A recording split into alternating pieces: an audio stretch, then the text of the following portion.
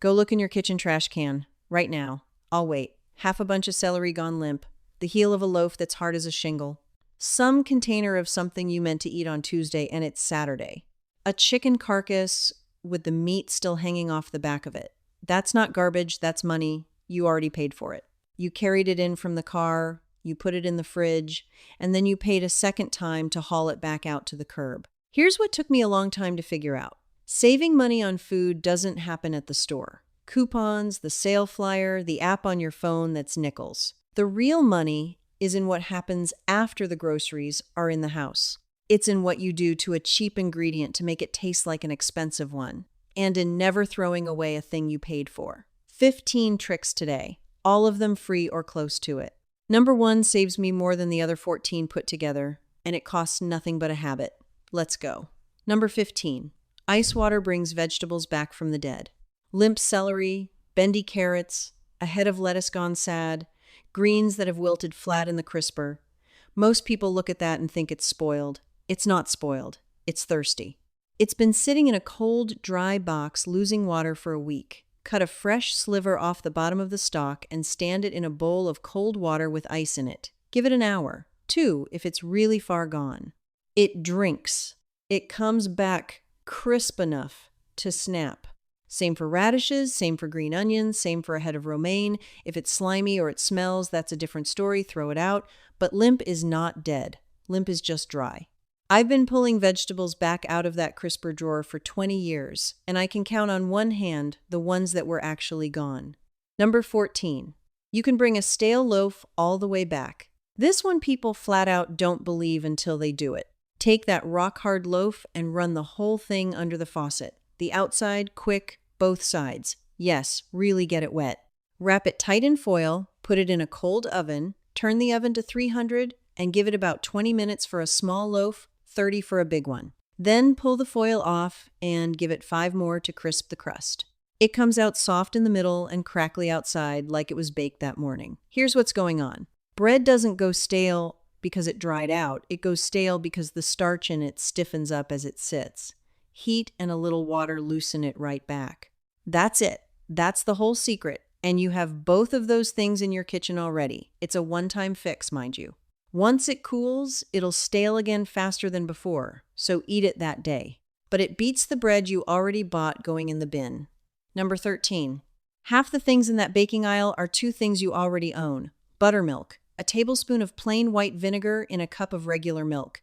Stir it, let it stand 5 minutes. It thickens and clabbers, and it works in biscuits, in pancakes, in cornbread. Nobody has ever once been able to tell. Self-rising flour. A cup of regular flour, a teaspoon and a half of baking powder, a 1/4 teaspoon of salt. Whisk it. Done. They charge you extra for the privilege of stirring in the baking powder. Cake flour, if a recipe calls for it, take out 2 tablespoons of your regular flour per cup and put in 2 tablespoons of cornstarch. Sift it twice. Buying a whole carton of buttermilk for a recipe that needs a cup and then watching the rest go over in the fridge is one of the most common ways good money walks out of a kitchen. Stop doing it. By the way, swaps like that one, I've got a whole book of them. Every method I use to feed this house for less, written down in one place. It's on my website, the link's right below the video. Go grab it, I won't mention it again. Number 12. Bloom your spices and buy half as many. Take your paprika, your cumin, your chili powder, your curry powder, whatever it is. Don't dump it into the pot with the liquid.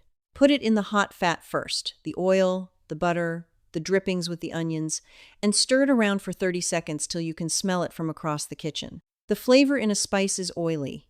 Water won't pull it out. Hot fat will, and fast. 30 seconds in the pan does more than 5 times the amount stirred into a wet pot. I use about half the spice I used to, and my food tastes stronger. That's not me being clever, that's just doing the same thing in the right order. Watch the heat, though 30 seconds, not 2 minutes. Burnt spice is bitter and there's no fixing it. Number 11. The brown stuff in the pan is a free jar of gravy. Cheap meat tastes cheap, mostly because people steam it instead of browning it. Pat it dry with a paper towel. Really dry. Get the pan good and hot. Don't crowd it. Cook it in 2 batches if you have to, and then leave it alone. Don't poke it. Don't stir it. Don't flip it every 20 seconds. Let it sit there and get a dark crust. That crust is the flavor.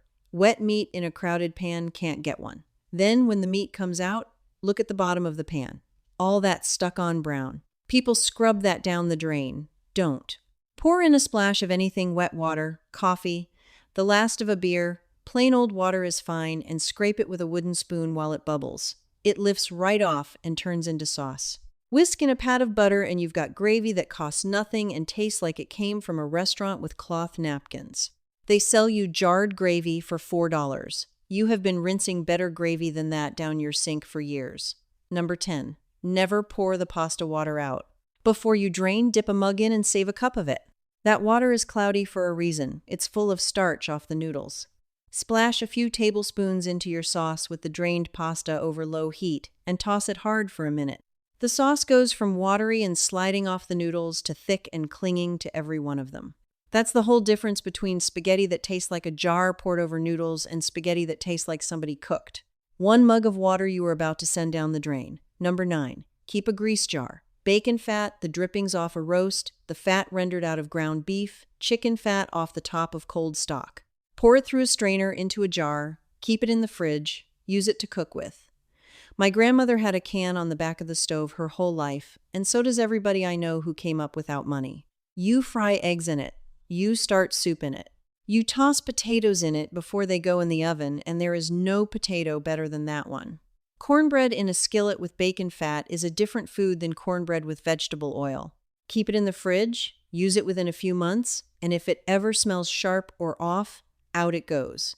But you're paying for that fat when you buy the meat. You may as well cook with it twice. All right, we're halfway. So far, it's all been things you were about to throw away. The back half is where the real money is, because that's where we get into the meat counter. And the meat counter is where most people's grocery bill actually lives. And number 1, at the end, is the habit that saves me more than everything else on this list combined.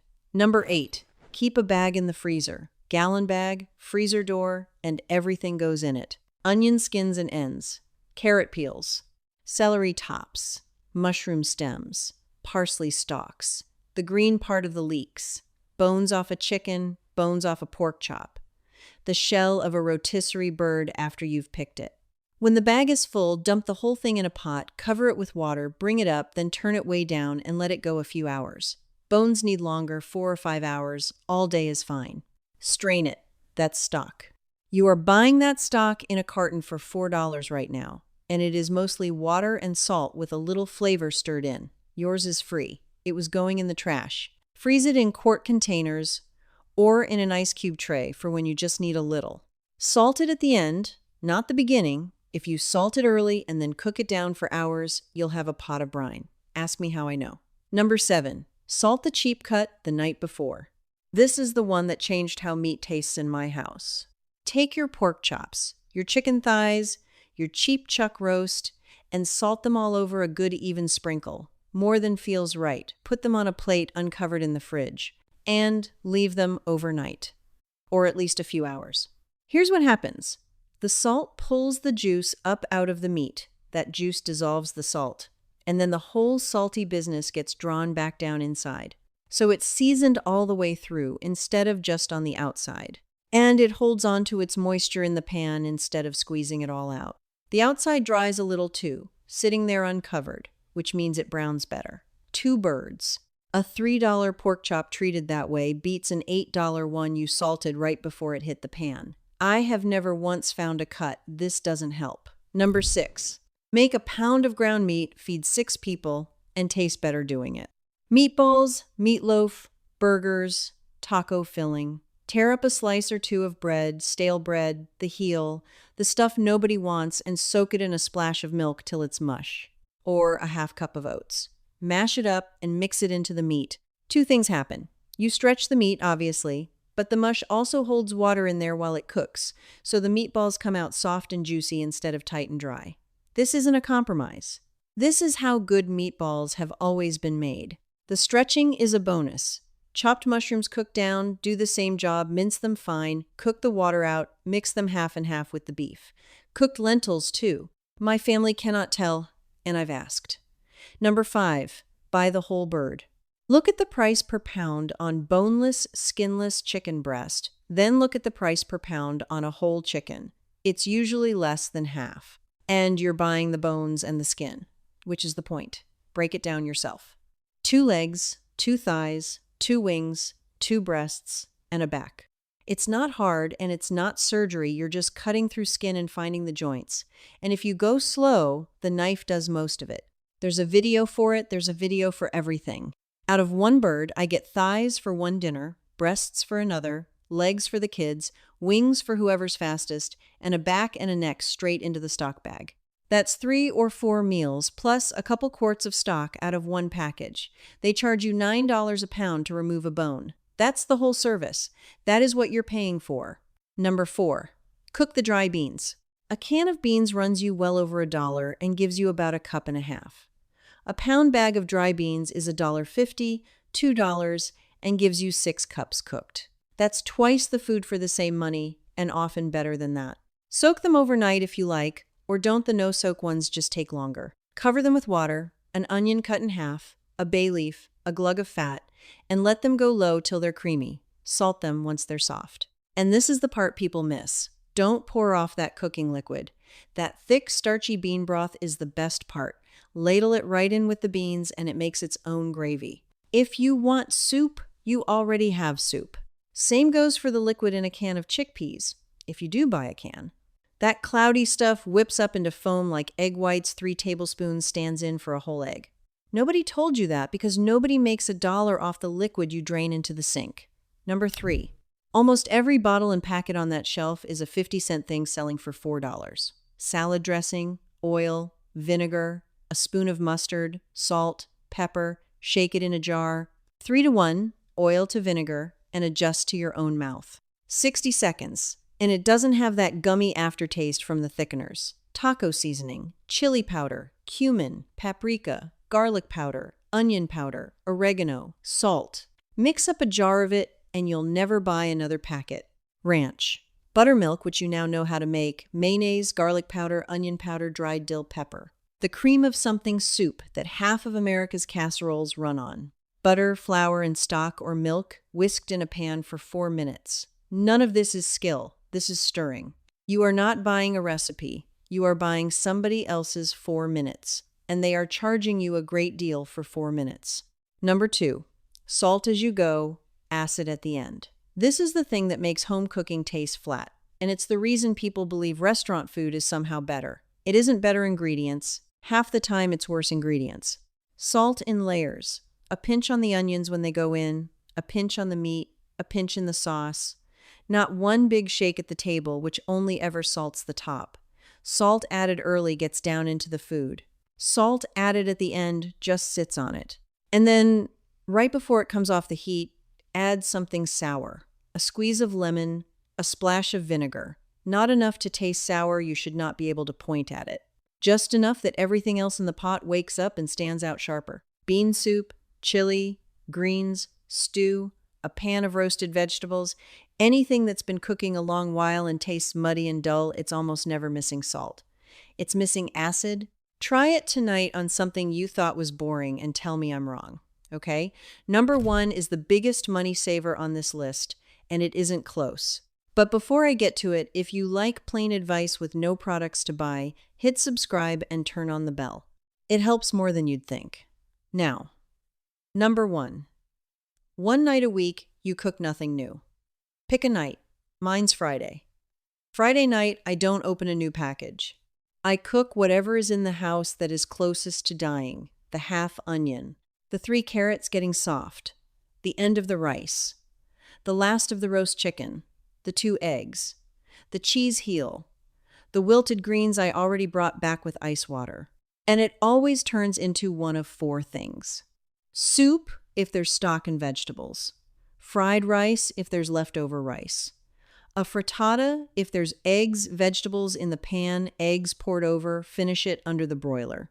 Or a pot pie, if there's meat and something to make gravy with. That's the whole system. 4 shapes, and whatever's in the fridge gets poured into one of them.